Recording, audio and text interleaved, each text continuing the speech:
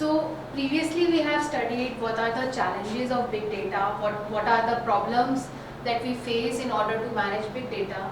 From now we are going to understand a tool that helps us to manage big data, and the tool that is in our syllabus that we have to study is Hadoop.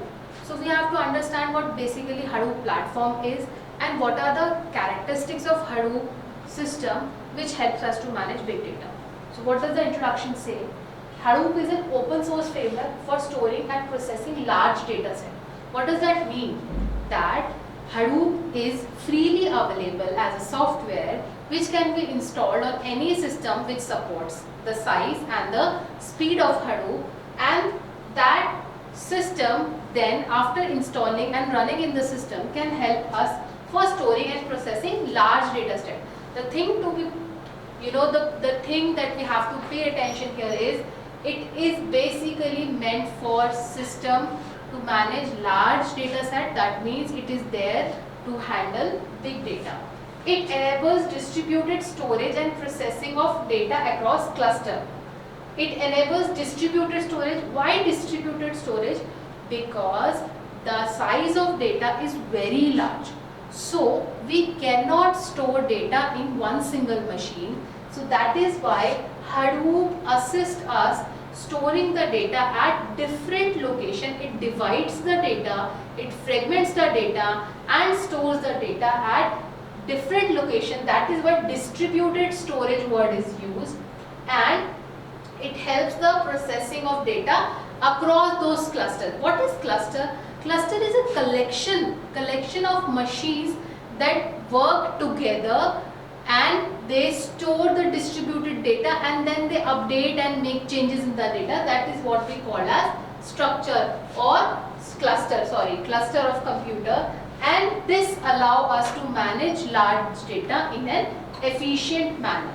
Okay, so what are the takeaways for Hadoop's introduction is, it is an open software, it helps us to manage large data set, and it divides the data and store the data in a distributed fashion so that the group of machines which are storing the fragments of data can work together and then update and analyze the data in order to find out any analysis required. Okay, what does Hadoop as a system provides? So Hadoop is a very powerful framework that enables distributed storage. I have explained what distributed storage means, and it processes large data set across the clusters of computer. It is basically designed to handle the data that is too large to process by a traditional system. So it is a specialized system that handles large category of data. Now what are the basic benefits or what are the basic characteristics that Hadoop has? It is scalable in nature. Now what does scalability mean? Scalability means that we can grow. Why?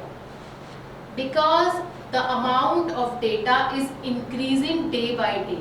Every time we have a large data set that is coming down and we have to store and analyze such data. So any system which is there to manage a large big data set should be scalable in nature. If I want to add more machine into the system to manage more data, Hadoop helps us.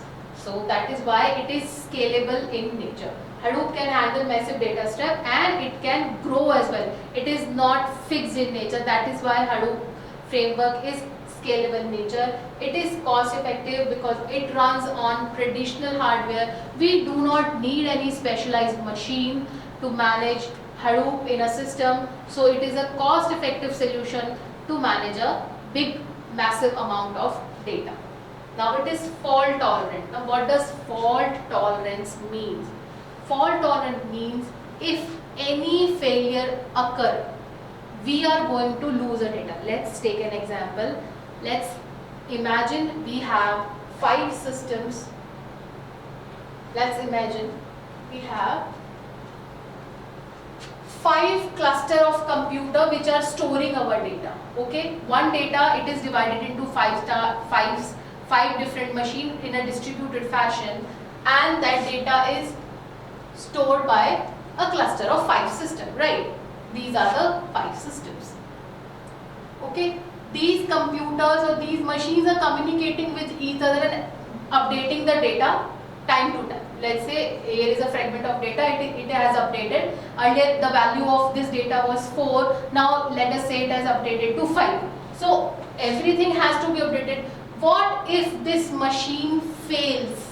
What if a system fails? It is quite natural for a system while working, it can fail. So what if this computer fails? So this is the best thing that Hadoop provide. It is a fault tolerant system, means it does not keep a copy of data in one single machine. It stores the data in different machine. It stores the replica of the data in different machine, so that if data in a particular machine get lost, other machines have the copy of that data.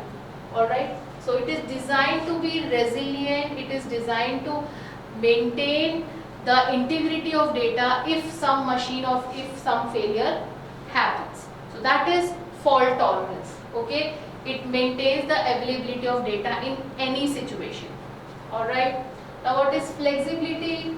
It works on different models. It is not reliant on single platform of language. We can incorporate different languages and then it can work easily with Hadoop framework. So these are the 4 major characteristics or benefits of Hadoop, that it is scalable in nature, it can grow with the growing data, it is cost effective, we do not need any specialized machine to manage to store Hadoop system in our computers. Next, it is fault tolerant. If any failure occurs, we have the copies of data at different location that can help us to make the data is secure and available all the time. And last is, it is flexible in nature. It can work with different category of platform, different machines, and then we do not need to know any specialized language to manage Hadoop system. Alright, now what is a Hadoop ecosystem? Hadoop is an umbrella term and it contains multiple tools under it, and that collection of multiple tools is known as Hadoop ecosystem. It is not a single system, it is a collection of systems that works together and then solves the purpose. So what were the 3 basic components of Hadoop initially, although there were more components added later into Hadoop ecosystem? First was HDFS, stands for Hadoop Distributed File System. What does this HDFS do? Now here where the distribution of data happens. See, we have large category of data coming. See, very massive amount of data is coming. We create fragments of data. Now what does HDFS do? HDFS stores the data at different locations. It manages the data at different locations. It fragments the data. This is how we store our data. We cannot store our data in one single machine because it is big and larger in size. So HDFS performs the storage part in a distributed fashion. This is the first component that is contained in Hadoop system. Now what is the second system? The second system is used for analysis, which is done by MapReduce. Now the term MapReduce has 2 terminology. First is mapping, second is reducing. What does this mean? I have fragments of large data. We have now stored our data in fragments. Now we perform the association.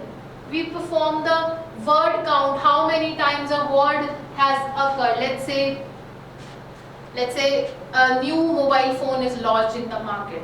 So if everybody is talking about that particular brand of the phone which is launched in the market, what does MapReduce do? MapReduce find out how many times that word has occurred as a part of its analysis. So HDFS performs the storage part, MapReduce does the parallel processing. That means the moment data is coming, we are analyzing the data, we are doing the word count, we are performing any analytic algorithm with the help of MapReduce. And the third component is YARN. YARN stands for yet another resource allocator. Now what does that do? Earlier memory management, management of operating system, and all the resources was done by MapReduce, which was really difficult task. Analyzing a data, and at the same time analyzing the resources, the amount of memory available in the system, whether all the systems are working properly in a cluster or not, was executed by MapReduce, which used to cause multiple failure. In order to reduce the failure of system, the work done by MapReduce was distributed or shared by another component, that is yarn. It manages the resources and schedules the job for execution. That means here the storage part is done, here the analyzing part is done, the processing part is done, and here management of resources and scheduling of jobs is done. These are three major components of Hadoop system. Without these three systems, Hadoop cannot work. Let us move forward. Now we have Hadoop architecture, which is similar as with what we have understood as a part of our introduction. First is Hadoop distributed file system, HDFS, responsible for storing data across the node. Right? We are going to understand what are the nodes, what are nodes, and what does all happen in HDFS in detail later on. What does MapReduce do? MapReduce does the parallel processing, the analysis part. Yarn we have already discussed. It helps us in management part. And next is data nodes. Now this is a new term. Data nodes are basically these are the part of HDFS. They belong to HDFS. HDFS stores the fragments of data in a system, in a collection of computer, and these collection of computer are basically called as data nodes. Alright? Okay. Now we are understanding what HDFS is in detail. Sir एक minute pause कर दीजिए.